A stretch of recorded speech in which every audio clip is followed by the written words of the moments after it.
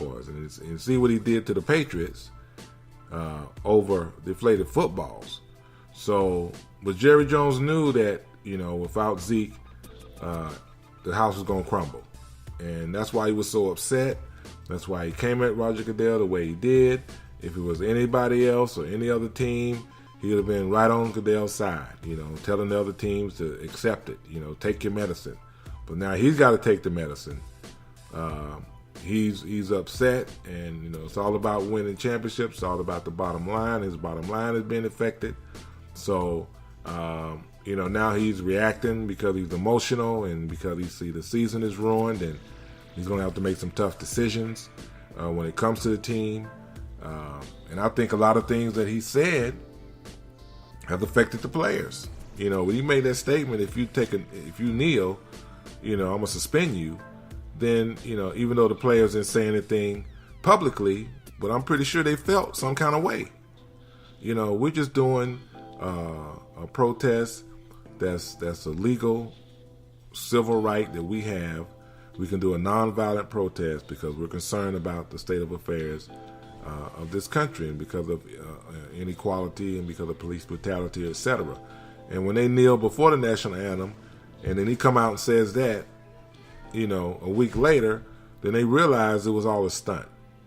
Right. And it was just a publicity stunt. It was just a publicity stunt, So when they were talking about the players quit, some commentators gave that evaluation. Even one of the players for the opposing team gave that evaluation. I think it's more than just, them getting beat. They're getting beat because of what Jerry Jones said and the stand that he took. So now he's trying to, being the third says, now he's fighting against himself because he's in such a rage that his eyes are not seeing clear. And now he knows this season is over. He wants to blame somebody. Except for his other son. Got to put the blame on somebody. Got to put the blame on somebody, but instead of Jason Garrett, you lose one player. Well, they lost a lineman as well, and so they have some other injuries. But, I think he's fighting a losing battle as well. Yeah. And I think Jerry, he has to come to the realization that until you fall back to where you are not seen anymore, I don't think this team is ever going to win another Super Bowl. Jerry thought he got Jimmy to come there, which you did. No doubt about that. You got Jerry to come. You got Jimmy to come, excuse me. But Jimmy was doing everything, though. And you thought, I think this is where it all started. You thought that you could just do it yourself. And the team has been on a roller coaster ride from ever since.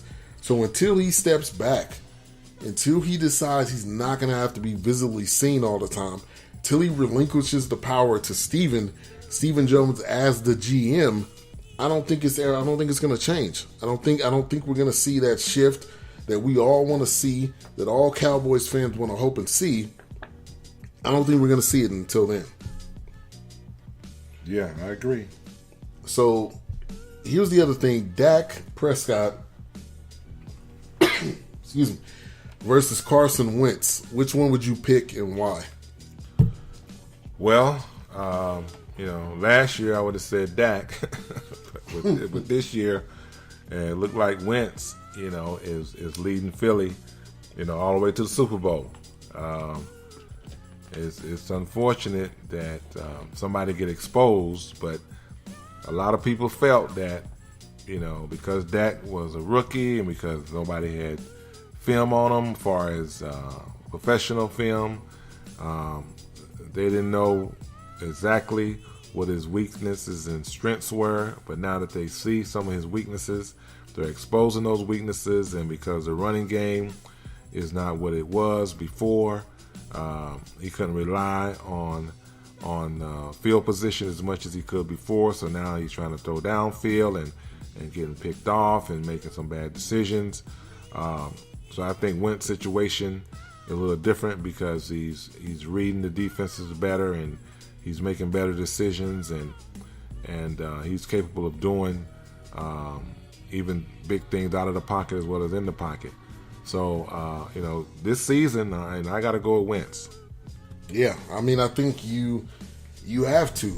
I mean, there's no comparison right now at this time. I do think we're going to see a rivalry between these two for a long time, but that Dak has to get better. That's it. You cannot go into this season with the same mentality you had last year. Mm-hmm. His arm, he's overthrowing guys all the time. The last game, it was a 3rd and 10, and he overthrows Beasley.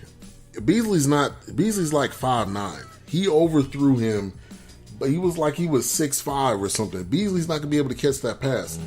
But it's a 3rd and 10. You already know that you're gonna have to make a first down, and he just couldn't do it. And another example was in this game. Play after play after play, he's overthrowing people. He's throwing the ball too low, and then you're starting to expose your guys. You're throwing a pass high across the middle. Mm-hmm. You're leaving your guy out there high and dry. So, Dak, the growing pains are officially here. I've talked about it. I've said I didn't think this team was going to be that good. I thought they were going to go 10-6. They're obviously not going to go 10-6 now. I don't see them winning out. I pretty much see this as the end for us. I don't want to be doom and gloom, but this is the end for us. You have a team like the Eagles who are playing lights out. It's going to be tough for us to get into the playoff race. It's going to be tough for us to catch up with the Atlantas of the world and the Seahawks and all of these teams that are just flat out better than us. We're just not as good as we thought. The other factor is you cannot go into a season and say, we're going to let all of our secondary players go, except Orlando Scandrick. You cannot go into a season like that and expect to win. We had a pretty serviceable secondary. At this point, we have a bunch of rookies that are trying to play their best, but they just can't do it. And we've seen that in this game. You look at, this is embarrassing to even say. You look at Phillip Rivers putting up 434 yards, 3 touchdowns on us.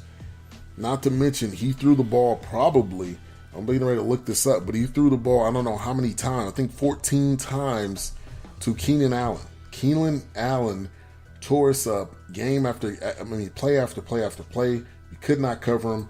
We couldn't get any interference. We could not show that we could cover this guy, and they torched us.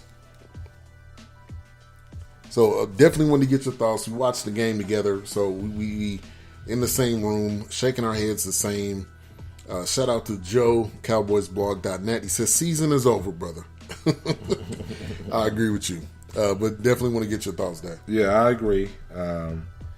Being a Redskins fan, I enjoyed it with the utmost. Enjoyed the butt whooping? Yeah, because we won on Turkey Day, and the Cowboys took that loss. But you're right. I mean, it's something that's devastating when you look at all the hype and all the promise and potential that they had. When one player goes down, they take such a dramatic loss. But yeah, it was painful. I mean, it was a sad game. It was hard to watch. I mean, the Cowboys are a shell of themselves. They just they don't seem the same. They don't play the same. And like I said before, I think not only is it because of Zeke is missing, but also because of the mentality. There's Brian. He's unhappy. He's not getting the ball, so he's pouting on the sideline. And then you have Jerry Jones just doing too much. It's a distraction. Him suing the NFL and him giving the players an ultimatum is a distraction. People just aren't motivated. You can still be competitive if you lose one of your players, but if you're not motivated because of the distractions and because you're disappointed in the things that are going on, not only on the field but in the front office, then it's going to show in your play. And that's basically what it's doing. It's showing in their play. Definitely. So this is probably the funniest comment of tonight. Tyler Biller says that carrot with a headset is the reason why we stay unprepared. Oh, that's a good one right there. Joe with cowboysblog.net, he says we'll be 5-9. Don't say that, Joe. Don't do it to me, Joe. 5-9 by the time Zeke comes back. Linehan play calling sucks. Tampa 2 giving up too many soft spots. Yeah, Tampa 2 does not work, period. There's so many passes that are just dropped into the middle of coverage. So many passes that are put into a spot where nobody can cover because nobody's there. We're trying to play this Tampa 2 defense, and it's just not working. Early in the season, from the beginning of the season to probably like 3 games ago, DeMarcus Lawrence was just sacking people left and right, leading the NFL in sacks. I don't think he's gotten a sack in probably the past at least 2 games. He did not have a sack this past week. We didn't have a sack at all as a team. No sacks at all. To me, that is a huge problem. You cannot... Phillip Rivers will torch you if you don't get any pressure on him. We only had 3 quarterback hits. I don't know how many pressures we had, but that's not good enough. This team has to realize that we have to be better. We got to draft better. Going into this next season, we cannot think that this secondary is good enough. And we've seen it. This game was embarrassing. This game was completely embarrassing to every Cowboys fan that watched it. Tyler Butler says, Dez, that name pisses me off. Tell him to catch the ball like he catches attitudes. He says, tell Dak to stop throwing at our receivers' toes. Also, stop throwing over them. Like they're not 7 feet tall. So there's a lot of frustration. Our 3rd straight loss. Our next game is against, I believe, the Redskins. Yes, the Redskins on November the 30th, which is a Thursday night. So they're gonna be playing back-to-back Thursday games. The Redskins are playing better. Sean Lee still isn't back, which I'm looking at this picture on ESPN where he's smiling. I don't know where he's smiling. We need you. Sean Lee didn't play. Tyron Smith played. Dan Bailey played. None of that even made a difference. I mean, it didn't make a difference at all. And Jerry Jones comes out and says, which here's another question, probably one of the last questions of the night. Jerry Jones says they're not looking to fire Jason Garrett. Like I said before, Jerry has to step back. You need to not be in the limelight at all. Give the power to Stephen Jones. Let him have it. We don't need you to talk. We don't need you to cause distractions. That's why there's an issue. I think Jason Garrett should be on the chopping block. Yes, he had a great season last year, but you got pretty much the same team minus the secondary, and you're struggling. So that's a question to everybody in the chat room. Should Jason Garrett get fired? Who else is better out there? That's the other thing. Who can you get? I just think we need a guy that can say, Jerry, sit down, shut up. We're gonna do what's best for this team. So I definitely want to ask you that. Do you think Jason Garrett is on the chopping block? I don't think so. I think like I mentioned before, Jerry Jones is, has too much admiration for him. I don't know if because he's a yes man or he just, won't stand up to Jerry and say, let me make the necessary calls I need to make. But, I don't think so. I think he maybe brings somebody in to give him some more support as far as offense coordinator or defensive coordinator. But, until he steps back and let them actually coach the team, you're still going to have this problem. So I don't think his job is in jeopardy. We'll see. But I just don't think that's going to happen. So Tyler Buller again, just giving out all these great comments. He says, Jerry, when is Steven putting your in the retirement home? we got the live studio audience laughing because you're just putting out some great comments tonight. So I appreciate your activity. So one last thing, I want to give a record for these last remaining games. You got Redskins, Giants, Raiders, Seahawks, and Eagles. Redskins, I'm iffy with all of these games. The only one I'm not iffy with is with the Giants. So I don't know. It's just not looking good right now. I think the Redskins on a back-to-back